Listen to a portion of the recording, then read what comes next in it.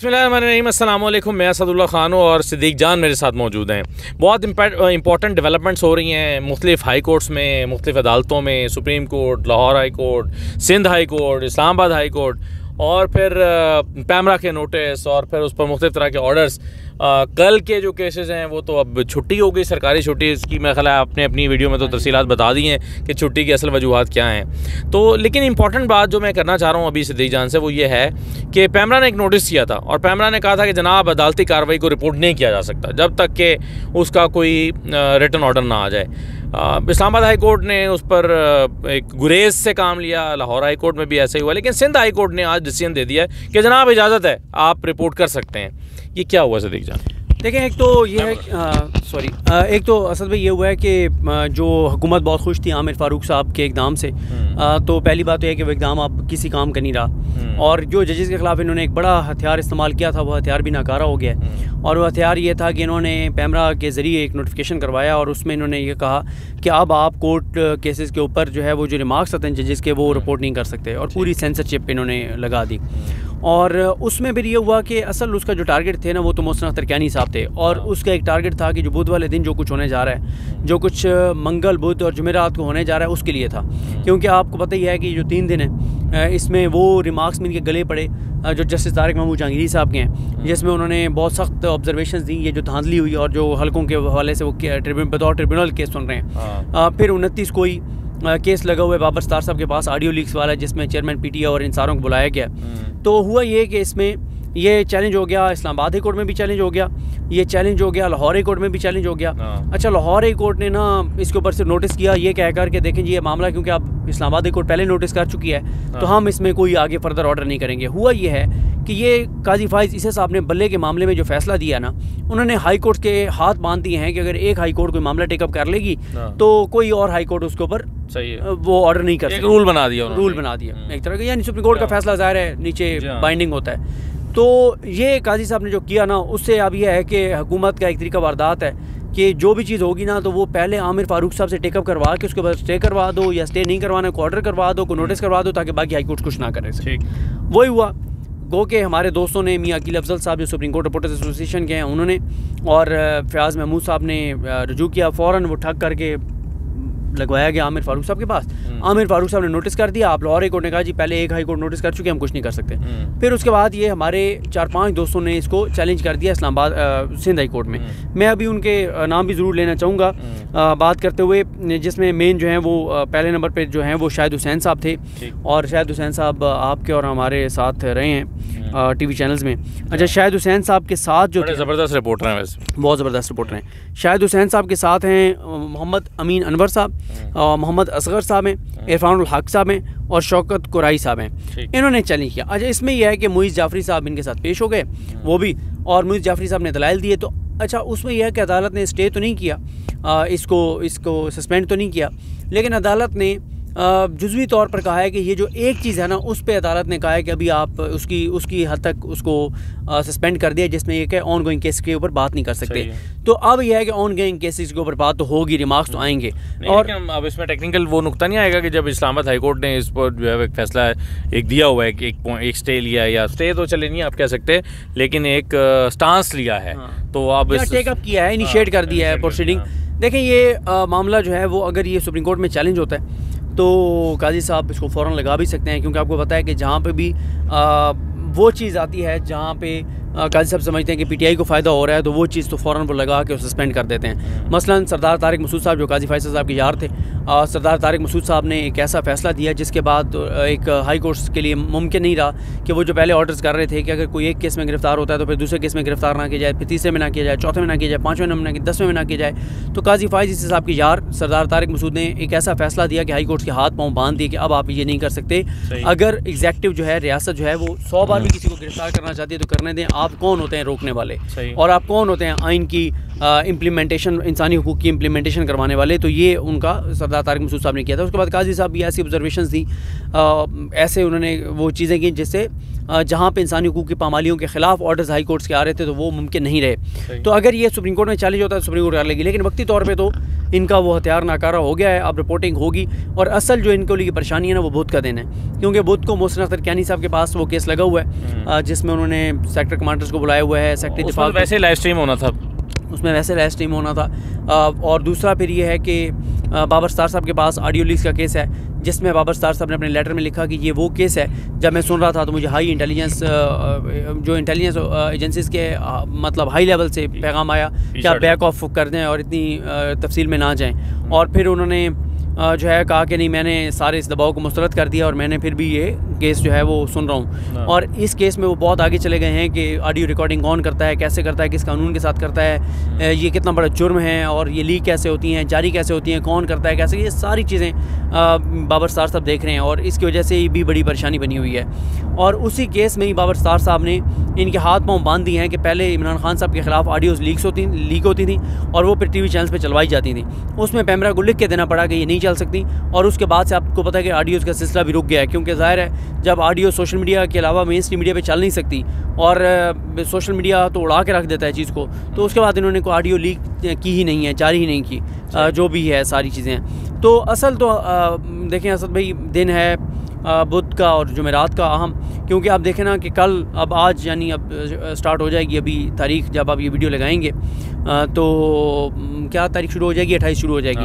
अब 28 को क्योंकि अदालतों की छुट्टी कर दी गई और काजी साहब ने नोटिफिकेशन ठक निकाल दिया कि हाँ अदालतों की छुट्टियाँ होंगी ताकि पक्का काम हो जाए। नून लीग जो चाह रही है, नून लीग की हुकूमत, वो पक्का काम हो जाए। तो काजी साहब ने उसको पक्का काम कर दिया। अब आज अदालतें बंद होंगी। अदालतें बंद होने से ये है कि ज़ाहिर है वो साइफर केस, ये आपके ख्याल में फैसला ही अचानक हुआ है, आज ही फैसला हुआ है कि छुट्टी करनी है कल? जी बिल्कुल आज हुआ है, और आज हुआ है, अचानक हुआ है। वैसे तो खैर चंद दिन पहले फैसला हो जाना चाहिए था। बिल्कुल ऐसी है ये। और मैं देख रहा था, खैर मैंने तो इसको नहीं ज़्यादा मेरी इसके ऊपर रिसर्च, लेकिन काशिफ अब्बासी साहब का चल रहा था कि शायद उन्होंने कहा है कि उनकी जो टीम की रिसर्च है या उन्होंने जो देखा है, ये पहली मरतबा ऐसे हुआ है कि 28 मई की छुट्टी जो है वो की जा रही है। तो देखें ना आप किस हद तक आपको इमरान खान ने फंसा लिया है, आपको घुटनों पे ले आया है कि आपकी हालत ये हो गई है, आप ऐसे करें आप 10 दिन के लिए मुल्क बंद कर दें। अब यही हाल है ना, यानी जिस दिन आप इमरान खान का अहम केस होगा उस दिन आप छुट्टी कर देंगे। मतलब इससे ज़्यादा आपको इमरान खान किस हद तक नाक रगड़वा सकता था आपको किस हद तक इमरान खान लिटा सकता था, लिटा के रख दिया उसने इनको कि ये इतने बेबस हैं बेचारे कि इनको और को रास्ता न देने, छुट्टी दे दो। अब आप मुझे बताएं कि अदालतों की छुट्टियों से कितने हज़ार केसेस एक दिन में जो नहीं सुने जाएंगे, कितने हज़ार केसेस पूरे मुल्क की अदालतों में, ठीक है, कम अज़ कम 50,000 केसेस मतलब नहीं सुने जाएंगे अदालतों के अंदर। अब आप बताएं ना, कई लोग ऐसे होते हैं जो दूर दराज से ट्रैवल करके बेचारे आए हुए होते हैं अदालतों में केसेस के लिए और सारा कुछ। तो आपने सिर्फ अपनी उसके लिए कि इमरान खान के केस ना सुना जाए और वो कल बरी ना हो तो आपने कर दिया, तो यार वो बरी कल नहीं होगा, 10 दिन बाद हो जाएगा। तो ये अच्छा ये बताएं कि आज एक और ऑर्डिनेंस निकाला गया है और वो ये है कि अब लाहौर हाई कोर्ट ने जो ट्राइब्यूनल्स के लिए नाम भेजे हैं वो रिटायर्ड जजेस उसमें हो सकते हैं जी। अच्छा, अब एक बहस चल रही है कि जी in consultation with election commission है या in consultation with high court है। यानी मेरी अंडरस्टैंडिंग ये है कि इलेक्शन कमीशन ने नोटिफाई करना है लेकिन कंसल्टेशन करनी है लाहौर हाई कोर्ट से, और रिवायत उसके लिए ये है कि लाहौर हाई कोर्ट या कोई भी हाई कोर्ट जब आपको नाम भेज देती है आपने उसको नोटिफाई करना होता है। तो अब ये जो ऑर्डिनेंस निकाला गया है इस पर अमल दरामद कौन और कैसे करेगा, और ये चैलेंज भी हो सकता है?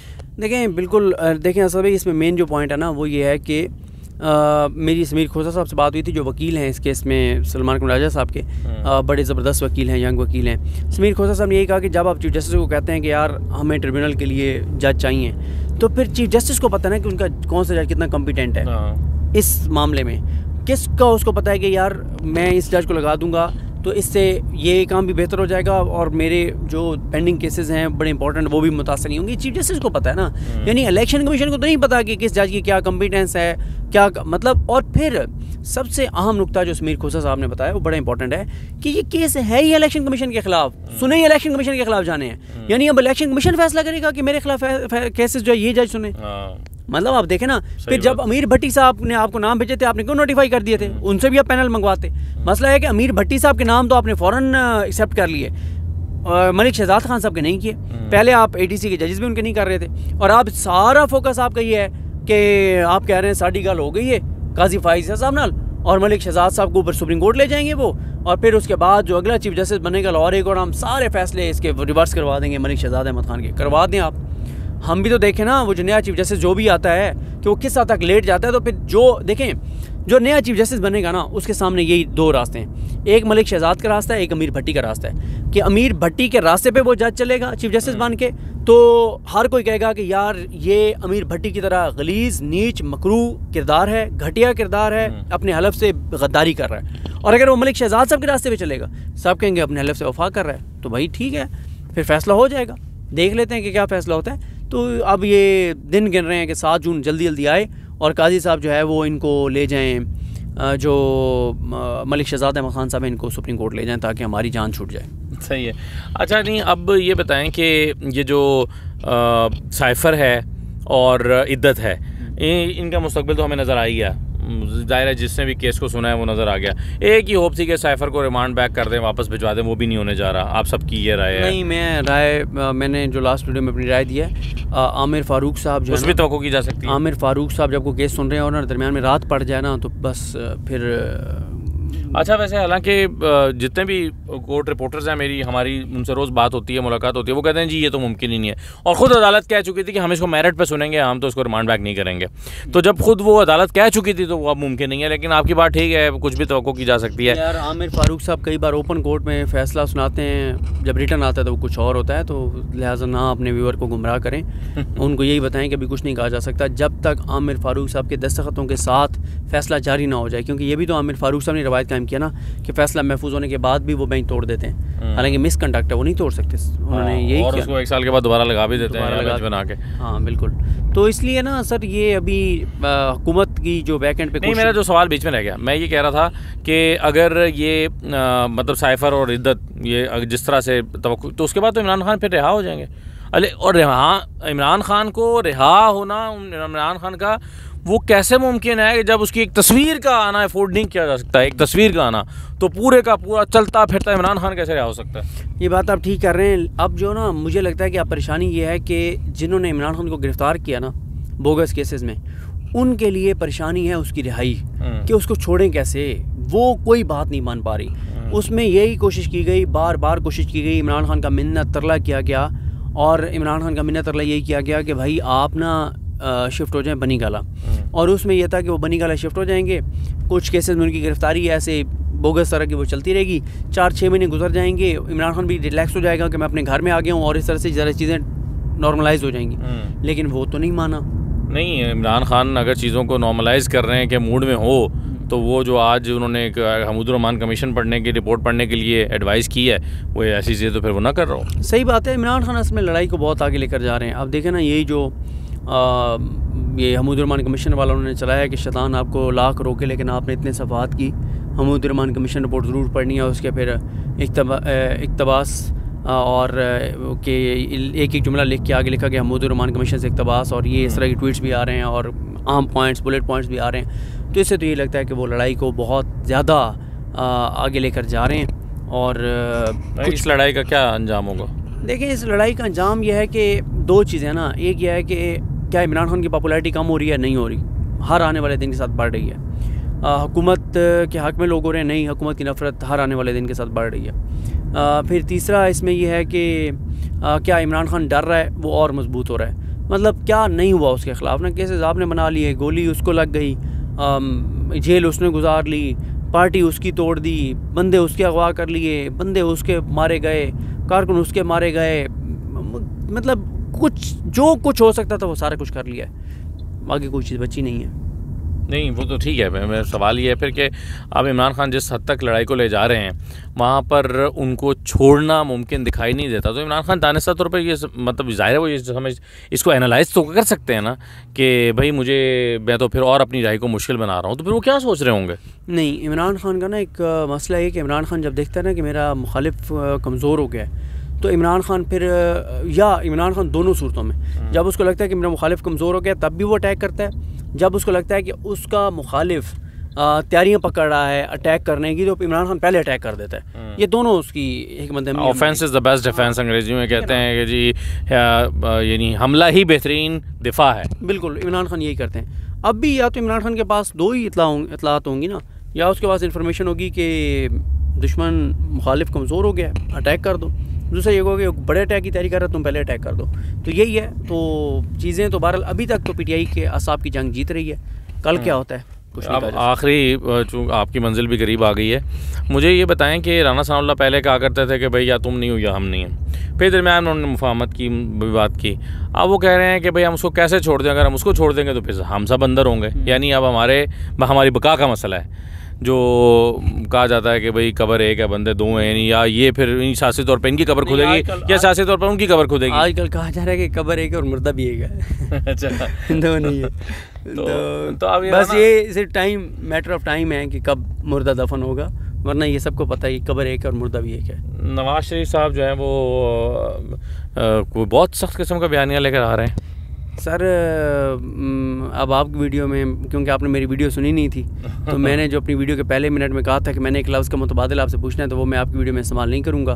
तो वो वीडियो के बाद आपको बता दूंगा। उसका मुतबादिल पूछना था तो आप उस वक्त सोए हुए थे, तो इसलिए मैंने वीडियो में कह दिया था कि यार असद भाई इस वक्त सोए हुए होंगे, तो अब मैं उनसे पूछ भी नहीं सकता। किस चीज़ का मुतबादिल? एक लफ्ज़ था, तो वो फिर मैं आपको बाद में, क्योंकि वो चलें आप एडिट कर दीजिएगा।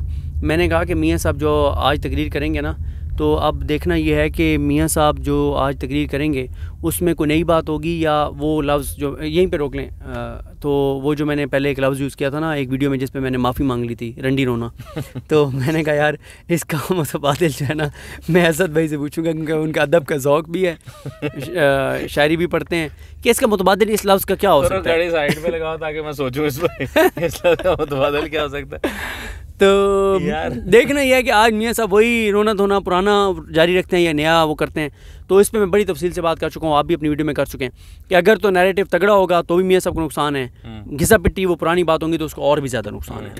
लेकिन बहरहाल ये लफ्ज़ आप वापस ले लें। मैं तो यार मैंने इस्तेमाल नहीं किया, मैंने पूछा कि इसका मुतबादिल क्या हो सकता है। आप सोच के अगली उसमें भी शक, ये सवाल मुश्किल था, मुझे समझ आ गई। आउट ऑफ से बस। हाँ चलें, बहुत शुक्रिया सदीक जान।